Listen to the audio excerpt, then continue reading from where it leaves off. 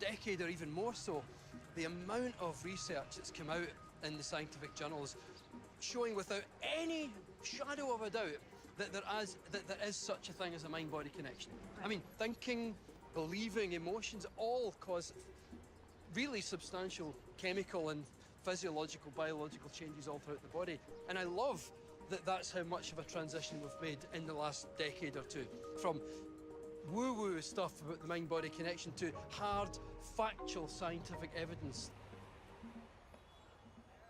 I have a PhD in organic chemistry. Now, it's nothing at all to do with organic foods. An organic chemist basically plays the child's Lego game, but we do it with atoms. So people like me end up in the pharmaceutical industry. So I worked for one of the world's largest pharmaceutical companies, developing drugs for cardiovascular disease and for cancer. Although I loved doing what I was doing, I loved the science of it, but what fascinated me more so, I would say, was what happens when you test the drugs. So let's say in a typical trial, you might give 100 people a drug to show that it works. So you've also got to give 100 people a placebo for comparison purposes. And you might get, say, 75 people improving on a drug.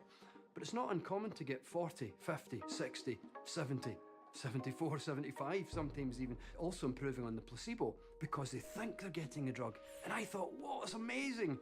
What we see here is belief itself shifts biology. And I don't think that's taught enough in medical schools. So how is it that you can give someone a sugar pill, a saline injection, or perform some false surgery or treatment, and a certain percentage of those people will accept, believe, and surrender to the thought that they're getting the actual substance or treatment, and they begin to program their autonomic nervous system to make their own pharmacy of chemicals that matches the exact same chemical they think they're taking. So the question is it the inert substance that's doing the healing, or is it the body's innate capacity to heal? When everyone seems to be aware of the placebo effect, the result of positive thinking, the important question is this: what is the consequence of negative thinking? Guess what?